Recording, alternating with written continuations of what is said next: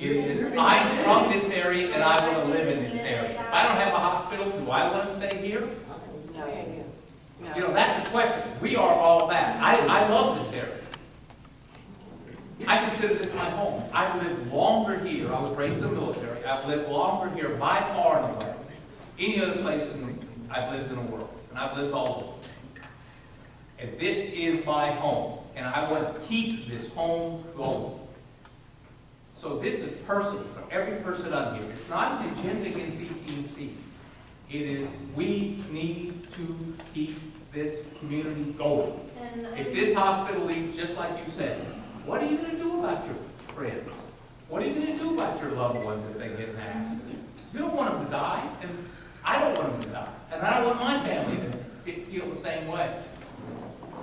So this is very emotional for all of us. There's nothing being communicated. We're in the dark. And I agree. just wanted to share that with each and every And one. unfortunately, we're stuck in the dark until we can get people in.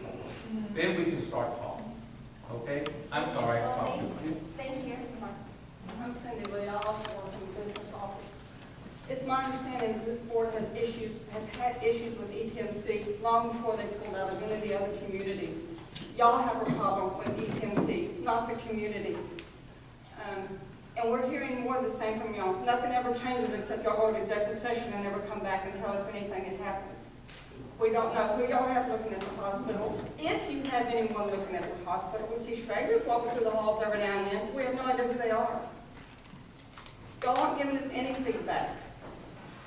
And again, your issues with ETMC have gone back long before any of the other communities had any issues with ETMC. Let's be And clear, we're not they sued doing us. They sued this board. We are under lawsuit. But why did they sue the board? Yes, why did they sue the board, Carol? Amen. Well, it's a complicated issue. Say it Tell again. her the truth. We objected to their cutting services. Excuse me? We objected to their cutting services. Really? Well, go see if there's an ICU here. There's no ICU. We tried to make them live up to their contract, and they said, no. And we said, you need to live up to your contract. I still have a hard time with y'all being on the board too when you have interest in a competing facility. I have a real issue with that. I don't have any interest in any competing And it's facility common knowledge other than among my the private community office, that- which I had long before ETMC came. And it's common knowledge among the community, whether it's true or not, it's another story, that y'all won't let a facility come in here unless they take that other facility as well. Now, whether it's true or not, that's another thing, but I'm just telling you. Where you getting your information? You don't get it from here. You The don't reason know Donald nothing. is not here is because DTMC kicked me out of this hospital. Why, Dr. Walker? I guess because they didn't want surgery. That's why the OR is closed right now, isn't it? That's not true. It's not closed right now?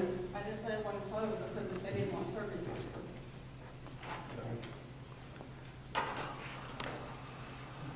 I think, Dr. Stovall, what is being asked here, what I'm hearing is, can y'all not address whether or not you're in negotiations with any other hospitals?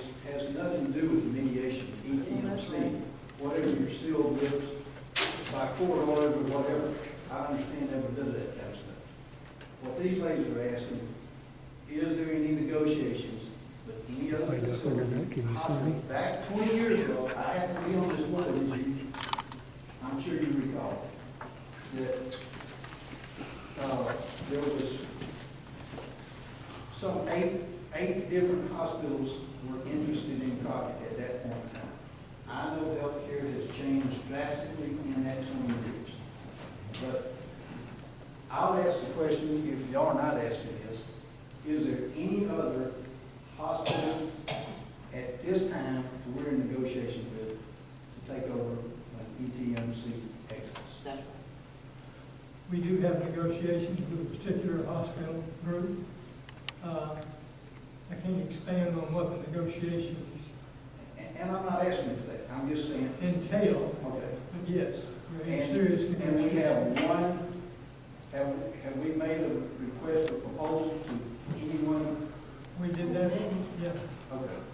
Yeah, we made, I think, 6 or 8 RFPs.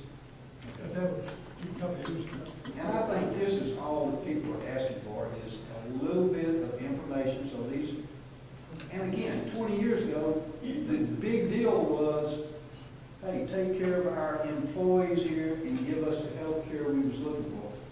And you'll recall, myself, Paul L. Harrison, voted not against ETMC, we voted against the agreement. That this very problem that we're faced with today, the exit strategy, we didn't have in our 42-page document. Had it been proper, we wouldn't be in this kind of problem today.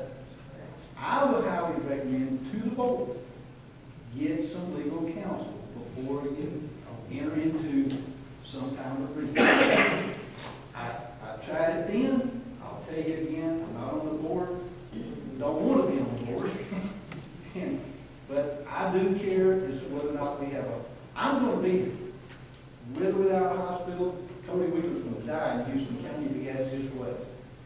But I would like to see us maintain our hospital. I would like to see us maintain our ambulance service throughout the county, not just for Crockett, not just for county, not just for Grady. We need health care, and we need good health care. And that's all these people are asking for, is just a little bit of communication and serve the people. And I think they're saying not individually what I want or what any one of y'all want. It's, Dr. Walker said a while ago, and I agree with you 100%, it's going to take a combined community effort to make this thing happen.